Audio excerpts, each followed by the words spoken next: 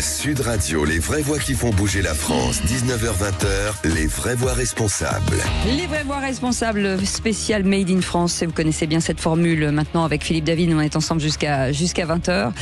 Une émission consacrée aux forces vives du Made in France à travers des parcours singuliers des entreprises audacieuses et des initiatives de terrain. Nous allons donc explorer cet esprit d'entreprise, l'innovation locale et la relocalisation qui redessine les cartes économiques de nos territoires. De la Bretagne à la Provence, de la comitique au transport, à la prévention, cette émission donne la parole à celles et ceux qui croient à un ancrage productif, durable, créatif et Made in France, et qui prouvent par l'exemple que le Made in France est une dynamique d'avenir grâce à Olivier Robert, fondateur de la plateforme Sacré Français. Petit éclairage sur ceux qui innovent. On vous souhaite la bienvenue, on est ensemble jusqu'à 20h. Les vraies voix Sud Radio. Et donc il est là, Olivier Robert, fondateur de la plateforme Sacré Français. Bonsoir mon cher Olivier. Bonsoir. On est ravis de vous accueillir. Petit retake peut-être de ce salon que nous avions, que vous aviez mis en place. En tout cas, vous êtes le fondateur et l'organisateur de ce salon sur les rencontres d'une Made in France. Un retour peut-être. Un retour. C'était à Marseille. C'était à Marseille le 22 mai, les rencontres du Made in France. C'était un moment extraordinaire. Et plus on rencontre des gens qui ont participé à l'événement, plus on se dit que c'était extraordinaire. Donc évidemment, plus on a envie de le faire l'année prochaine. Bon, on n'avait pas beaucoup de doutes, hein, mais maintenant, c'est sûr. Le principe est simple, c'est comment on fait rencontrer les gens. On en parlait tout à l'heure. Comment on fait en sorte que les gens travaillent ensemble.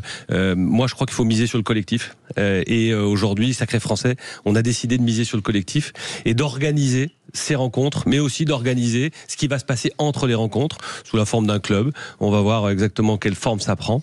Mais on est en train de créer un mouvement. C'est-à-dire inciter les uns et les autres à travailler ensemble et peut-être créer une force vive. Exactement. C'est ça. Exactement. Et le Sacré Français, qui est au départ, son ADN, c'est la communication, c'est comment on réussit et comment on aide les entreprises françaises à réussir. Et ben, ça fait partie parce que finalement, si on arrive à se rassembler, à faire les choses ensemble, et ben, je pense qu'on sera beaucoup plus fort. Il y a des histoires en plus à raconter de ce salon, hein, des rencontres Made in France, de vieilles marques qu'on connaissait dans notre jeunesse et qui aujourd'hui retrouvent une nouvelle, en tout cas qui était épuisée, mais en tout cas aujourd'hui elle retrouve de la vigueur. C'est-à-dire aux alentours de 1930 pour Cécile, quoi. Bien sûr. Par là, voire même plus. C'était son adolescence. Excusez-moi Philippe David, est-ce que quelqu'un peut appeler la sécurité, s'il vous plaît, tout de suite. Merci. C'est lui à évacuer. Et si vous avez une benne, elle sera trop petite. Oui, donc effectivement, il y a ce qui était intéressant, qui est de vieilles entreprises, Bergère de France qu'on a déjà reçu ici, une entreprise comme Duralex. Tout le monde s'en rappelle. On a testé même avec des jeunes aujourd'hui. Tout le monde a regardé quel âge il avait dans son verre.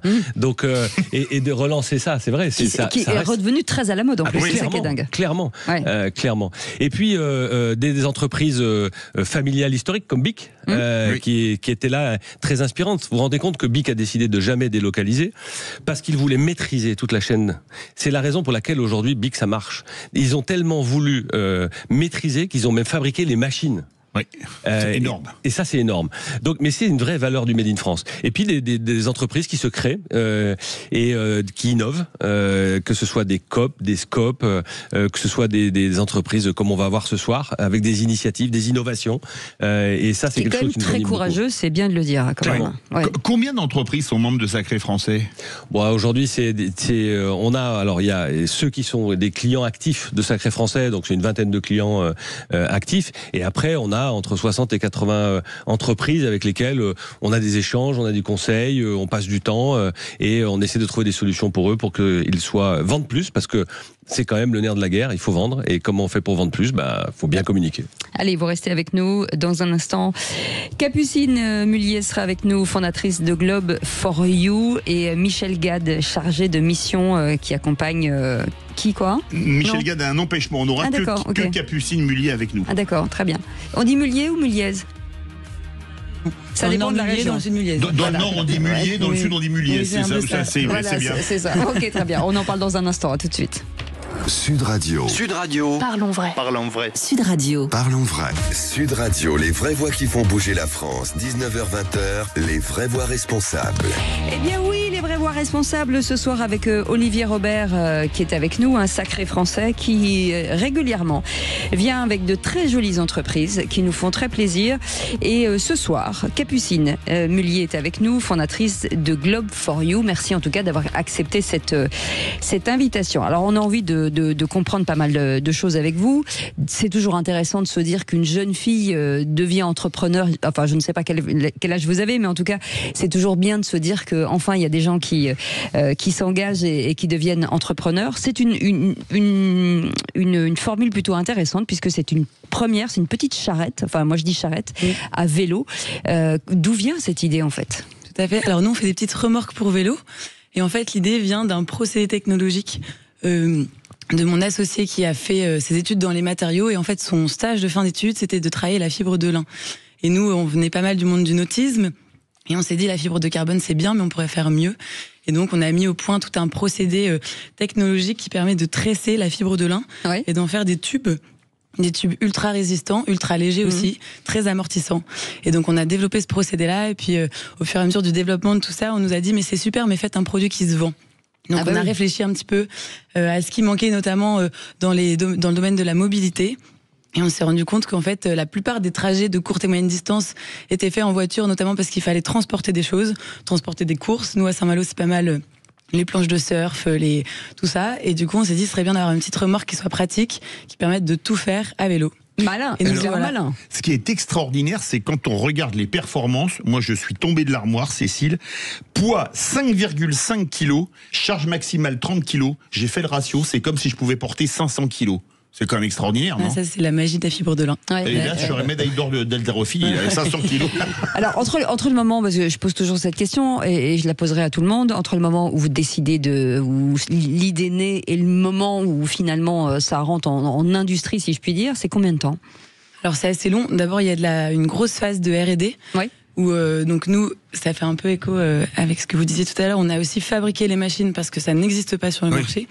Donc on a un de nos associés, Gilles, qui est lui plus âgé, a fait toute une carrière de recherche, notamment au CEA. On a fabriqué... Commissariat à l'énergie atomique. Oui, voilà, pardon, oui. Et donc on a fabriqué la machine qui permet d'enrouler la fibre de lin. Et puis après, il fallait fabriquer la presse qui permet d'injecter de la résine dedans avec les moules, etc. Donc d'abord, il y a toute cette phase-là pour avoir un résultat qui soit vraiment très qualitatif avec les caractéristiques qu'on recherchait. Et les propriétés, donc ça, cette phase de R&D avant d'arriver à un tube qui soit parfait, nous a pris environ 2 ans. 2 ans, oui. 2 ans. Donc, de la norme, des dossiers à remplir quand on parle de mobilité, par exemple ? Alors, aujourd'hui, on est sur du transport de matériel, donc non. D'accord. On se penche sur la remorque pour enfants, et là, c'est une autre... là, c'est pas pareil. Là, c'est pas pareil. Un autre sujet. Donc là, effectivement, beaucoup d'homologation, beaucoup de tests, et c'est beaucoup plus chronophage. Mais ce qui est extraordinaire, c'est que le lin, c'est la France, il faut le rappeler, le premier producteur mondial de lin, parce qu'il faut un climat très typique avec un taux d'hygrométrie X, un taux d'ensoleillement Y, donc c'est du local. Et on fait une poussette, elle s'appelle la Maïna, c'est ça ? Oui. À 500 grammes de lin, on fait une poussette qui pèse 5,5 kilos. Évidemment, il y a les roues en plus, etc. Comment est-ce qu'on arrive à un tel prodige technique ? C'est ce que je me suis posé comme question. Et enfin, du lin transformé chez nous, c'est ça qui est important. Oui, alors ça, c'est vraiment l'idée de relocaliser toute la production. Aujourd'hui, le lin, ça a été beaucoup utilisé dans le textile. On produit beaucoup de lin en France, on l'exporte souvent pour ensuite réimporter des t-shirts. Nous, l'idée, c'était vraiment de faire... sur notre site de production à Saint-Malo, toute la phase de transformation. Et ensuite, alors pour la question du poids, c'est les roues qui pèsent assez lourd aujourd'hui. Et toutes les petites pièces d'interface, on fixe les roues avec ce qu'on appelle des pattes de fourche en aluminium, donc c'est un petit peu plus lourd. Et puis il y a le système de repliage parce que la petite remorque se replie. Et donc ça, voilà, c'est toutes des pièces d'interface qu'on fait aussi sur notre site de production, qui sont elles en plastique. Et donc là, on peut pas avoir les mêmes propriétés avec le plastique, avec les matériaux composites. Et c'est pas du tout les mêmes machines non plus. Et c'est pas du tout les mêmes machines non plus. Donc c'est tout un éventail de savoir-faire technologique qui est intéressant. Ça veut dire que vous en sortez combien par jour ? Enfin, je sais pas comment vous sortez les quantités. Alors aujourd'hui, on en sort une 20aine par semaine quand tout va bien. D'accord. Combien ça coûte ? Elle coûte 500 €. D'accord. pour l'instant. On travaille sur l'industrialisation, sur la maîtrise de nos coûts, etc. Mais elle coûte 500 € pour la remorque dans son intégralité. Et pourquoi vous êtes installé en Bretagne? Parce qu'en général, on dit plutôt l'Ain, c'est plutôt la Normandie, parce qu'on a des Normandes avec nous. Oui, pourquoi être allé en Bretagne? C'est les effluves du Quignaman, quelque chose comme ça? Et du cidre. Oui, mais il y en a en Normandie aussi. On a la Normandie aussi, effectivement. Non, c'est parce que Cécile connaît bien la Normandie. Ouais, non, parce qu'on est 4 associés, dont 2 qui sont bretons, et c'est au fur et à mesure des opportunités. On a eu l'opportunité de s'installer sur un site de production dans Saint-Malo, et donc on a décidé de s'implanter là pour notamment cette raison. Voilà. Olivier Robert. Oui, moi j'ai une question. Je voulais savoir quels sont les retours des consommateurs. Qu'est-ce qu'ils y trouvent? Quels sont leurs ils ont certainement déjà dû tester des remorques ou tester des solutions. C'est quoi les retours? Alors, il faut savoir que donc il existe beaucoup de remorques de vélo. Enfin, ouais. il existe des remorques de vélo sur le marché, peu pour le transport de matériel. Aujourd'hui, c'est beaucoup pour le transport des enfants. Et nous, on a voulu prendre le parti de faire une remorque où il ne faut pas sortir un outil pour pouvoir l'utiliser. C'est-à-dire que le système de fixation, c'est 2 velcro, et donc ça s'accroche sur tous les vélos, et c'est hyper simple. Le système de repliage, c'est un loquet qu'on ouvre et qu'on referme, voilà. Et en fait, c'est un système de cône dentelé qui permet d'indexer et de serrer. Donc, on n'a pas de vis, on n'a pas d'écrou, il n'y a rien. Et elle est également extrêmement légère. Et donc, il y a beaucoup de monde qui nous ont dit, en fait, nous, on a des remorques qui sont super lourdes, donc quand déjà elle pèse 10 kilos à vide, on la sort jamais, parce que, ou alors il faut un vélo électrique avec une grosse autonomie, mais c'est déjà trop lourd et puis trop compliqué à fixer sur le moyeu, tout ça. Donc nous, on a pris le parti de la simplicité, qui est très compliqué à mettre en œuvre, mais avoir un produit hyper simple, qui prend pas trop de place, qui soit extrêmement léger pour satisfaire tout le monde et surtout pour qu'on s'en serve. On démarre avec quoi? Parce qu'aujourd'hui, vous avez une levée de fonds, non? Vous avez fait une levée de fonds, c'est ça? Pourquoi? Pour la production, pour rentrer effectivement peut-être dans des circuits particuliers. C'est quoi aujourd'hui? Ça va vous servir à quoi? Alors nous, on a commencé sur fonds propres. L'entreprise a été créée en 2022. Ah oui, d'accord, ok. Et on a commencé à commercialiser en ligne sur notre site en janvier 2024. Et en fait, on s'est vite rendu compte qu'on était très saturé en capacité de production dès que c'était la saison. Donc l'année dernière, on en produisait quand tout allait bien 3 par jour, et on s'est retrouvé avec des délais de fabrication et de livraison qui ont pris 1 mois, et donc à l'arrivée de l'été, c'était assez compliqué parce qu'on avait une ligne de production et qu'investir dans les machines, c'est très cher. C'est très cher, et il faut beaucoup de capitaux pour ça. Et donc quand on a vu qu'il y avait un créneau, on s'est dit cet hiver qu'on allait lever des fonds, notamment suite à l'appel à projet industrie du vélo proposé par l'ADEME dans le cadre de France 2030, du programme France 2030. Donc on a répondu à cet appel à projet là, et donc il fallait qu'on trouve, c'était 1 euro financé pour 1 euro apporté en equity. Donc on a fait une levée de fonds cet hiver, notamment pour augmenter drastiquement nos capacités de production et permettre de répondre à la demande qui est toujours d'ailleurs très conséquente. Et donc les canaux de distribution, c'est que vous, par Internet? Alors aujourd'hui, principalement nous par Internet, et on commence à développer le B2B. Et l'international, l'Europe, on commence à être vendu en Suisse, en Belgique, en Allemagne, et on a des demandes. C'est des distributeurs là-bas, vous mettez des agents, des importateurs, comment ça se passe? Alors aujourd'hui, on travaille directement avec les magasins. Oui. Voilà, c'est le début de l'international. Donc quel type de clients, par exemple? Des magasins de vélo. Oui. Qui la proposent, eux qui la revendent. Nous, le sujet avec Internet, c'est que les gens ne peuvent pas la tester, donc de temps en temps, ils veulent pouvoir voir que la maniabilité, comment on peut tourner, qu'est-ce qu'on peut mettre dedans. Souvent, ils transportent leur chien, comme Capucine là. Ils voudraient voir si le chien peut rentrer dedans, enfin voilà, c'est sauter, est à l'aise, etc. Donc voilà, il manque ce volet test sur Internet, donc on la propose à des magasins de vélo pour eux qui la proposent aux clients. Alors, il y a une chose, vous internationalisez, mais il y a aussi une chose qui est quand même importante, vous faites même de l'OEM maintenant, c'est ça, c'est-à-dire que vous fabriquez pour d'autres marques. Avec un excellent anglais, Ordered Equipment Manufacturing. Exactement. Wow.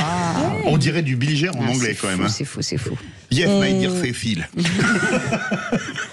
On développe, on commence à développer la partie OEM. En fait, nous, la valeur, notre cœur de métier, c'est vraiment le tressage de la fibre et l'industrialisation. Voilà. Et ça veut dire que vous allez pouvoir faire autre chose aussi. Voilà, peut-être. Nous, en fait, la remorque, exactement. Ce sont les tubes qui sont en fibre de lin, et donc on a été pas mal sollicité par l'industrie du luxe, de l'aéronautique, pas mal de secteurs différents, pour faire des tubes en fibre de lin pour les propriétés que je vous ai citées tout à l'heure, à savoir la légèreté, la résistance, l'amortissement.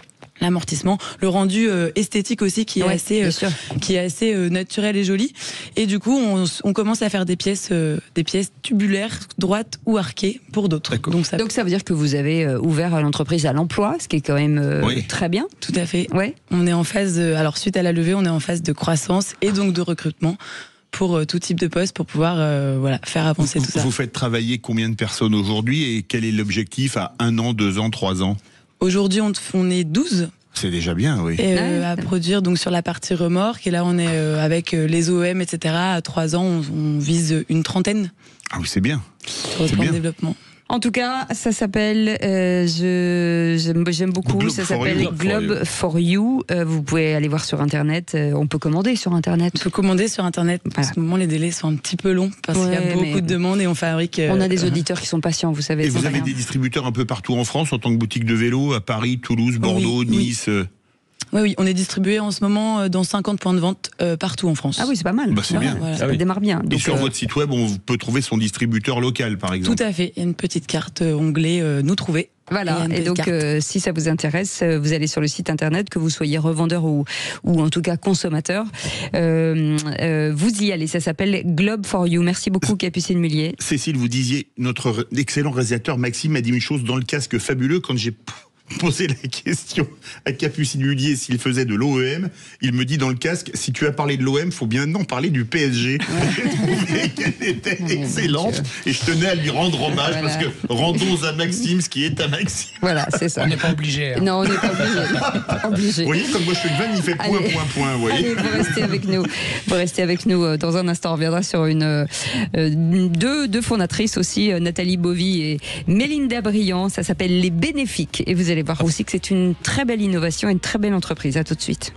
Sud Radio, c'est vous qui donnez le ton. Bravo pour votre score d'audience, ça devient impressionnant. Faites attention, vous allez avoir beaucoup d'ennemis. Sud Radio, parlons vrai. Sud Radio, les vraies voix qui font bouger la France. 19h-20h, les vraies voix responsables. Les vraies voix responsables avec Sacré Français et Olivier Robert qui est avec nous. Ça va Olivier ? Vous aviez pas de micro, pardon. Ah, mais voilà. Ça va très bien. Ça va très bien. Il est toujours en forme, Olivier Robert. Oui, comme vous, il est toujours content. Oui, voilà. Comme vous aussi d'ailleurs. Moi, je suis toujours contente aussi. Oui. Ouais. En plus, aujourd'hui, on rit bien. Oui.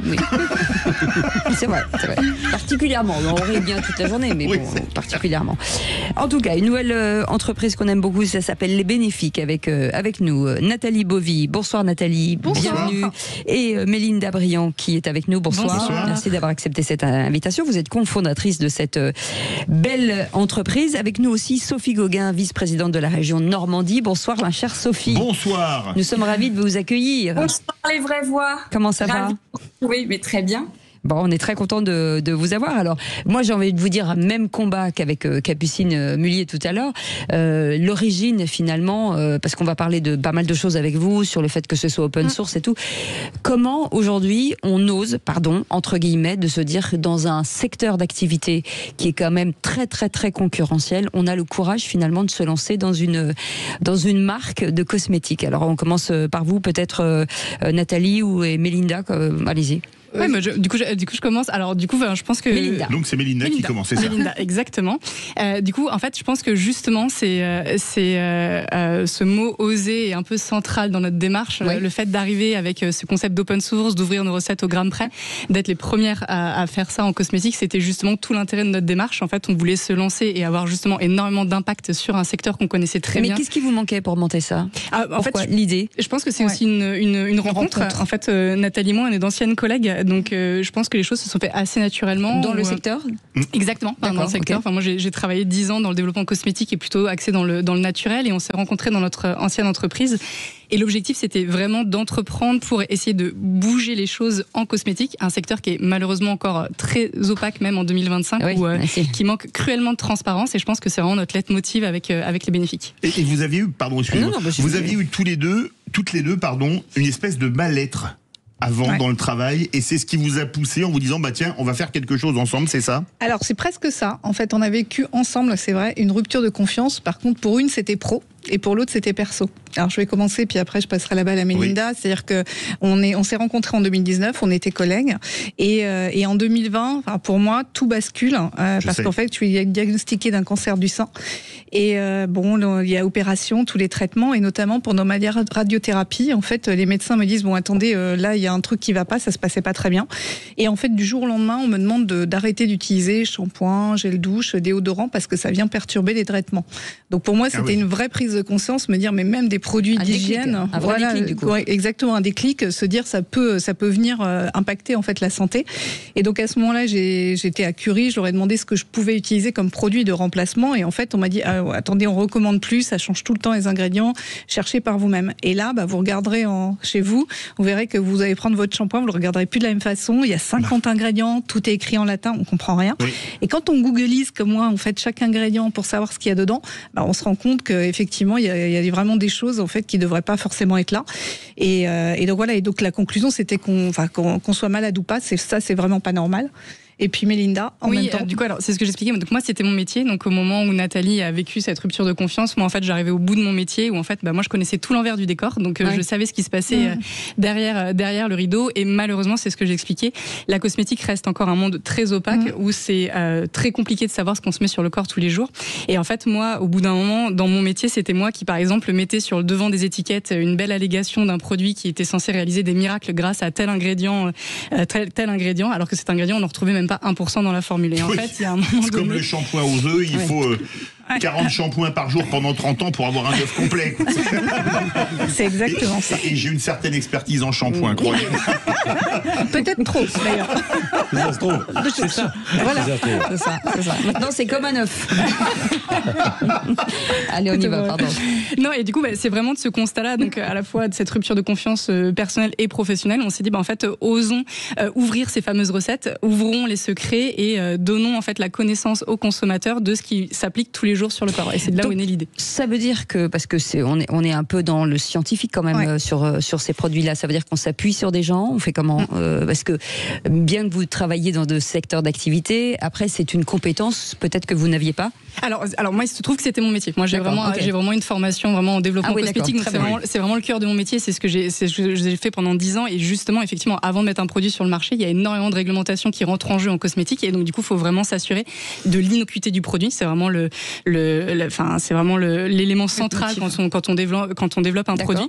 Et alors après nous justement en fait l'open source, parce qu'on parle nous d'open source en cosmétique, le but de l'open source c'est à la fois d'ouvrir ses recettes, de savoir exactement ce qu'on va se mettre sur le corps au gramme près, mais surtout aussi derrière c'est de co-créer avec une communauté. Et en fait nous tous ces tests réglementaires, alors on a toute une partie qui est validée par des toxicologues en laboratoire, ça y a aucun souci, mais par contre en fait on va faire des tests en conditions réelles d'efficacité de nos produits, et ça change vraiment la manière de penser un produit vraiment à son origine. Et là ça prend du temps, c'est cher. Oui. Voilà. Mais alors ce qui est fou, c'est quand on lit les comparatifs sans open source, 29 ingrédients. Alors on ne sait pas combien d'origine naturelle. Du cyclopentasiloxane, alors là déjà c'est du chinois. Tétrachloroidex GLY, 5 ingrédients, glycérine végétale, amidon de maïs bio, amidon de maïs bio, magnésie, vous vous rappelez, c'est ce qu'on mettait en gym avant de faire de la gym, hydraté, parfum de thé vert, actif naturel. C'est tout pareil. Et ça lave et ça lave bien. Ouais, et puis ça, mais même, ce qui est de plus surprenant dans la formule que vous citez, c'est le déodorant. Et ce qu'on a mis en face dans ce qu'on vous a donné, qu'on a sur nos brochures, en fait, c'est le déodorant le plus vendu aujourd'hui en France. Et quand vous regardez la composition, donc effectivement, il y a 29 ingrédients, mais le deuxième ingrédient, c'est de l'aluminium. Oui, c'est ça. Il peut être toxique. Voilà, qui est carrément toxique. Moi, j'ai eu un cancer du sein, pour le coup. Mais moi, je n'achète que des déodorants sans aluminium. Et le problème, c'est que les 3 à 4 premiers ingrédients... c'est une bonne nouvelle. Pourquoi vous n'en étiez pas rendu compte? Mais Cécile, on est venu avec des petites choses pour... Bon, merci. Là, et donc, une formule cosmétique, les 3-4 premiers ingrédients, ça fait minimum 80% de la formule. Ça veut dire que cet aluminium dont on parlait, qui est en deuxième position, est présent au moins à 20%. Donc, quand vous savez les dommages que ça peut faire, c'est ça bouche les pores de la peau, ça peut générer en fait des tumeurs. Moi, je ne sais pas d'où est venu en fait mon cancer. C'est vrai que là, ça vaut le coup de se remettre en question et de se dire, il faut changer les choses, quoi. Alors je me tourne vers Sophie Gauguin, vice-présidente de la région Normandie, en plus élue locale puisque vous êtes maire. Je sais que vous êtes forcément très touchée par l'entrepreneuriat féminin, surtout porteuse, en tout cas porteur de valeurs. Qu'est-ce qui vous a plu chez nos deux amis à côté de nous ? Bon, alors d'abord leur audace, parce que il en faut pour se lancer dans une aventure entrepreneuriale tout court. Et en plus, la leur est tout à fait spécifique. Et ce qui est très intéressant dans leur modèle qui fait écho aux valeurs qu'on porte d'économie circulaire en Normandie en s'appuyant sur les compétences, c'est qu'elles ont un parcours qui qualifie leur action. Parce que souvent sur l'économie circulaire, on peut trop l'associer à quelque chose d'un peu surfait ou tendance. Sauf qu'en fait, elles y ont mis du fond. D'abord parce qu'elles viennent du milieu. Ensuite, elles ont développé un écosystème circulaire depuis la matière première jusqu'à la transformation avec des acteurs locaux. Et en plus, elles font une promotion intéressante.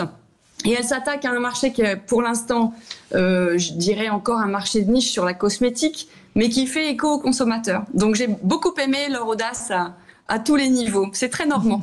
Comment la région les soutient, en fait, ces entrepreneuses ? Alors, les entrepreneuses, d'abord, Cécile, j'avais relevé un défi avec vous sur le plateau de Sud Radio. J'avais dit qu'on serait la première région de France sur l'entrepreneuriat féminin. Et on l'est depuis le mois de mars 2025.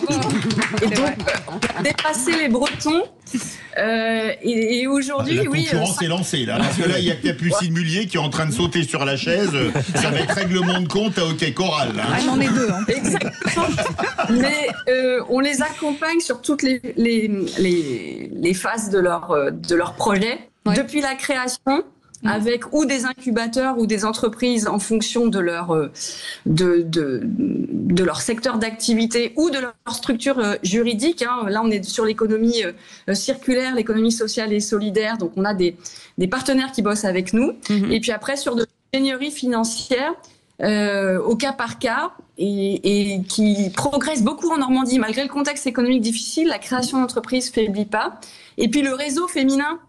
Et c'est comme ça aussi qu'on s'est rencontrés, puisqu'avec Femmes et Challenge, on a créé un réseau d'accélérateurs, en fait, pour les femmes, pour qu'elles puissent se lancer dans un environnement bienveillant sur la création d'entreprises. Alors, il y a quelque chose d'assez révolutionnaire dans vos produits, parce que j'ai regardé le dentifrice. J'en utilise, Cécile, comme le déodorant, ne vous en déplaise. On nous a toujours dit, dans une dentifrice, il faut du fluor ou du bicarbonate, ou les deux. Vous, c'est sans fluor, sans bicarbonate.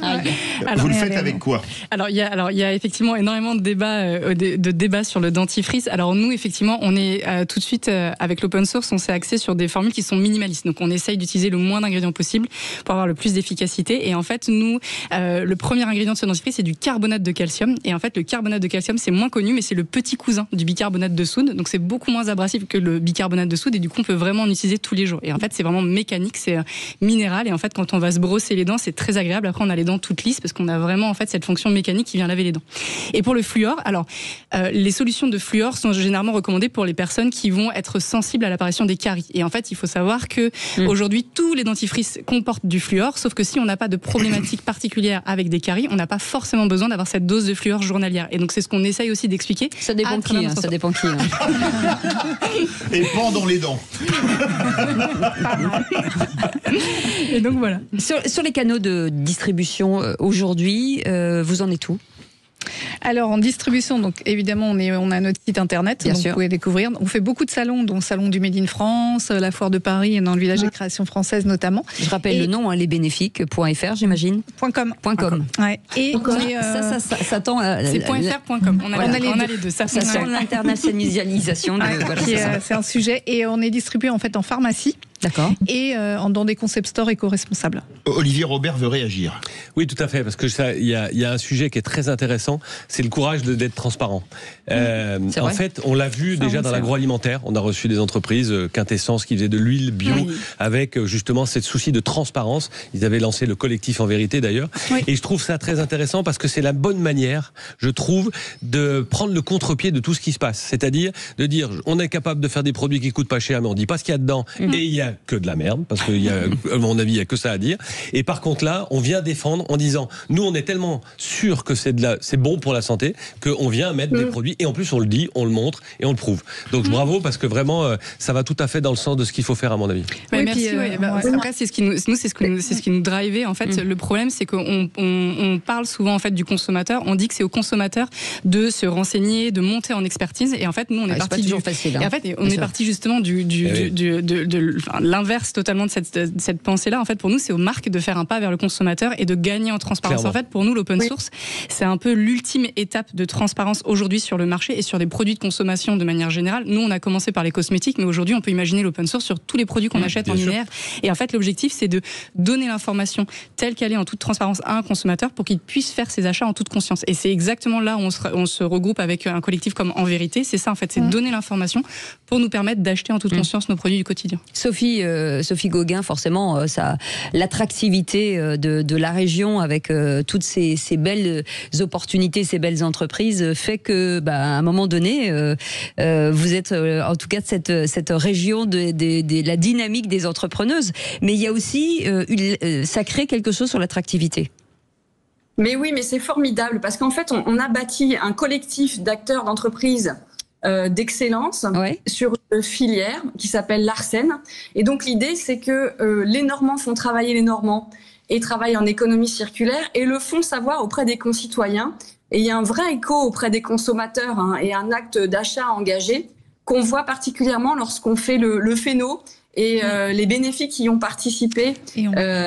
On voit tout de suite que le consommateur est très attaché à une production fabriquée en France, encore plus quand c'est dans sa région, et de pouvoir échanger directement avec le producteur et celles et ceux qui fabriquent, c'est un vrai élément d'attractivité économique et commerciale aussi. Merci beaucoup en tout cas. J'ai fait mettre une surprise de côté pour Sophie Gauguin, pour Nathalie Bovis et Mélinda Briand pour résumer la production de leurs produits, vous permettez? Oui, je vous en prie. On envoie ça, Maxime? Les vaches rousses blanchies. Oh mon Dieu. Ah bah oui, Made in Normandie, c'est bien ça, non? La Normandie résumée en une musique, c'est beau. Je sais pas si les vaches... On a Orelsan aussi. C'est ce que je voulais dire. Il y a Orelsan qui fait bien travailler toutes les entreprises normandes. Je suis pas sûre de l'association Les Vaches de Normandie avec nous. Mais pas du tout, mais en plus ça fait partie du terroir. Une entrecôte de Normande, c'est fabuleux quand même. Allez-y, ramez Philippe Bébride. Bientôt, il va dire que je rame tellement que je peux déplacer le porte-avions Charles de Gaulle. Merci, en tout cas, merci beaucoup. Pardon, je ne sais plus où j'habite, Sophie Gauguin. Merci beaucoup, vice-présidente de la région Normandie. Merci Sophie, vous revenez quand vous voulez. Vous savez que vous êtes chez vous ici. Nathalie Bovy, merci beaucoup. Mélinda Briand, merci beaucoup. Merci beaucoup. Ça s'appelle Les Bénéfiques. Allez voir sur leur site internet. En plus, les produits sont très jolis et ils sont bons pour vous. Vous restez avec nous. On fait une petite pause. On revient dans quelques instants avec notre prochain invité. Et ça s'appelle Clear Drink. Vous allez voir, non seulement c'est génial, mais en plus c'est très important et vous verrez pourquoi. Basique, simple, basique. Sud Radio. Sud Radio. Parlons vrai. Parlons vrai. Sud Radio. Sud Radio, les vraies voix qui font bouger la France. 19h-20h, les vraies voix responsables. Les vraies voix responsables avec Olivier Robert qui est avec nous. Ça s'appelle, cette plateforme s'appelle Sacré Français. Pas mal, de plus en plus d'entreprises, de marques Made in France viennent chez vous parce que on est dans la transparence absolue. Vous les aidez, vous les soutenez, vous leur donnez des bons contacts, vous créez une espèce d'émulation, un club qui fait que finalement tout le monde renforce tout le monde. La force du collectif. Moi, je suis convaincu que ce collectif, il peut fonctionner. Donc voilà. Donc nous, on pousse dans ce sens-là avec un objectif, c'est aider à réussir. Voilà. Et chacun vient rajouter sa pierre. On vient de voir cet exemple-là, qui est génial. Mais à un moment donné, c'est important que ça se sache, ça se voit. C'est pour ça que c'est important d'être là et de le mettre en avant. On va voir aussi avec notre prochain invité, avec des initiatives dingues qui vont rendre service. Et nous, on adore ça. Donc forcément, on passe du temps avec eux. Et nous sommes en compagnie de Quentin Delvigne de Clear Drink et de Frédéric Barlot, directeur des pépinières d'entreprises innovantes de Pertuis, puisque vous êtes basé à Pertuis, c'est juste à côté d'Aix-en-Provence. On parle d'un drame de société, notamment le GHB qu'on appelle la drogue du violeur, et vous avez mis au point un produit pour se protéger de ça. Oui, complètement. En fait, avec ClearDrink, nous avons développé un test qui permet de détecter des drogues et des médicaments directement dans les boissons.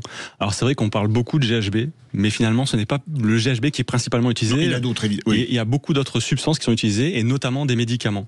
Et donc, avec ClearDrink, nous avons développé ce test qui est le seul aujourd'hui sur le marché qui est capable de détecter des médicaments, et notamment les benzodiazépines, tout ce qui est Xanax, Valium, Lexomil.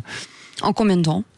C'est-à-dire que vous l'avez sur vous sortez dans une soirée et vous avez un doute ? Vous avez un doute. Allez-y, montrez-vous. Oui, tout à fait. Vous avez un doute parce que vous avez perdu de vue votre boisson, parce qu'on vous a offert un verre, ou parce que vous avez une personne de votre entourage qui a commencé à boire, par exemple, qui commence à se sentir mal. Là, on sort le test, effectivement. Son utilisation est simple. On en brise l'extrémité. On immerge directement dans la boisson pendant quelques secondes les extrémités des bandelettes. On retire le test, on n'a plus qu'à attendre que les résultats s'affichent. Et ça se fait entre 90 secondes et 2 minutes. Ah oui, pourquoi vous avez fait ça, Quentin, aujourd'hui, puisque, je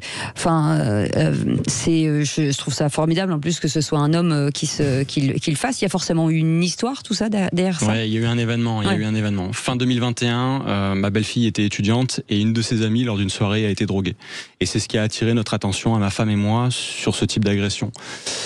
On a cherché un moyen de protéger nos enfants. On n'a pas trouvé de solution qui nous convenait, qui nous rassurait suffisamment. Et donc, on a cherché à en savoir plus. On s'est renseigné sur ce qu'était la soumission chimique. On a rédigé un questionnaire également qu'on a envoyé sur les réseaux sociaux, qu'on a envoyé à des associations étudiantes un peu partout en France.